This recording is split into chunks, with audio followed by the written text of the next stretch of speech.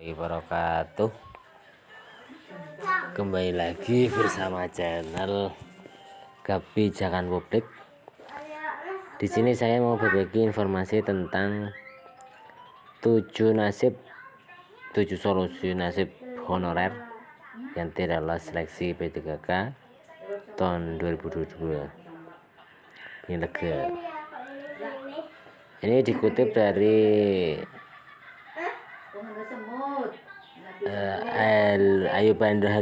ayobandung.com tanggal 28 September 2022 hari Rabu. Bagaimana nasib honorer yang tidak lulus P3K tahun 2022? Adakah solusi yang tetap menguntungkan bagi tenaga ASN tersebut?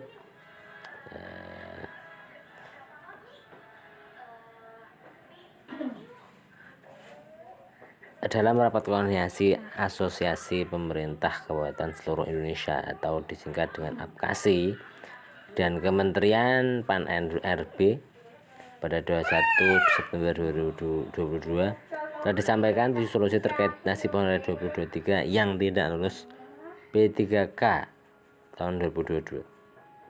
Adapun 7 solusi terkait nasib honorer disusun berdasarkan permasalahan umum yang sering terjadi di pemerintah daerah dan bagi tenaga non-ASN yang tidak lulus P3K 2022.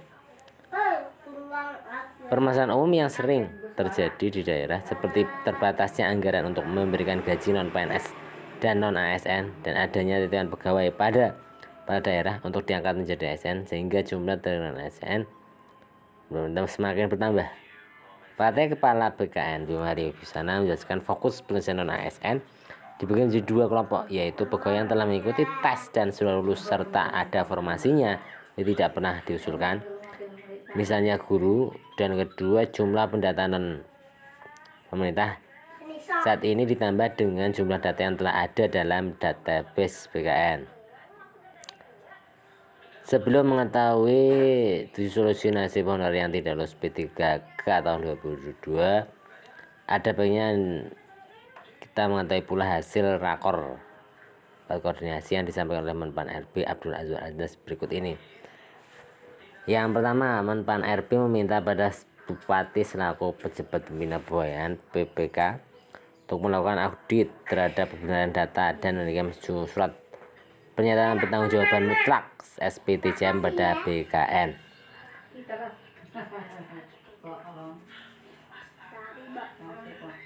Yang kedua, pemerintah daerah akan melakukan pengawasan dalam proses pendataan ASN bagi tenaga non-pemerintah. Yang ketiga, pemerintah memprioritaskan pelayanan dasar pendidikan guru dan kesehatan nakes. Yang keempat, Badan Pengawas Keuangan dan Pembangunan BPKP akan melakukan pengawasan terhadap data yang diajukan oleh pemerintah daerah. Yang kelima, instansi pemerintah pengusul akan melakukan verifikasi dan mengumumkan secara transparan untuk memastikan nama-nama memenuhi syarat dari surat edaran Menpan RB. Yang keenam, pemerintah akan merumuskan peraturan untuk mengunci ASN di daerah agar tidak bisa mutasi kota dalam batas waktu tertentu.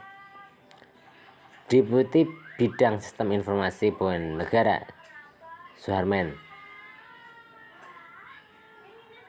sebelumnya pernah menjelaskan kelompok non-aparatur negara yang tidak memenuhi syarat melakukan pendataan ASN yaitu Badan Layanan Umum atau singkat dengan PLU, Badan Layanan Umum Daerah (BLUD), petugas bersihan, pengemudi satuan pengamanan, jabatan lainnya yang dibandingkan dengan tenaga outsourcing, tenaga daya, pegawai dengan SK atau kontrak kerja di atas 31 Desember 2021 dan pegawai yang tidak memiliki masa kerja minimal 1 tahun dengan mekanisme pembayaran APN atau APBD.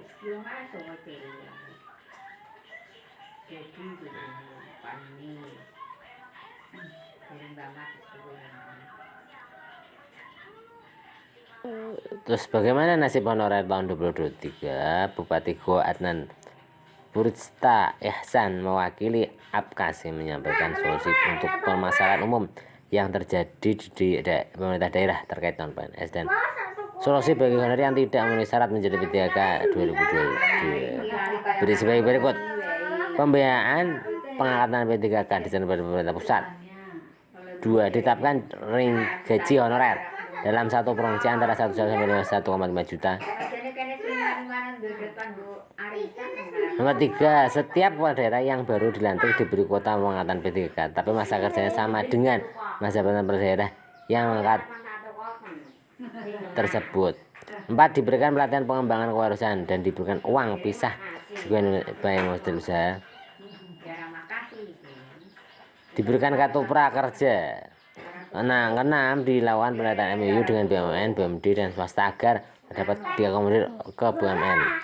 Bidang pariwisata dan ekonomi kreatif, paragraf koperasi dan UMKM.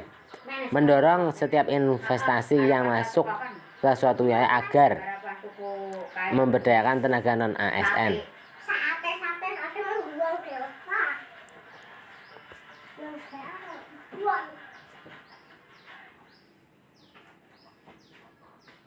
Merasakan enak ketentuan aja.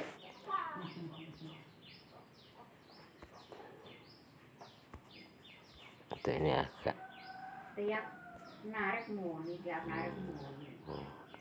oke. Cukup sekian ya berita dari kami. Kurang maaf. Assalamualaikum warahmatullahi wabarakatuh.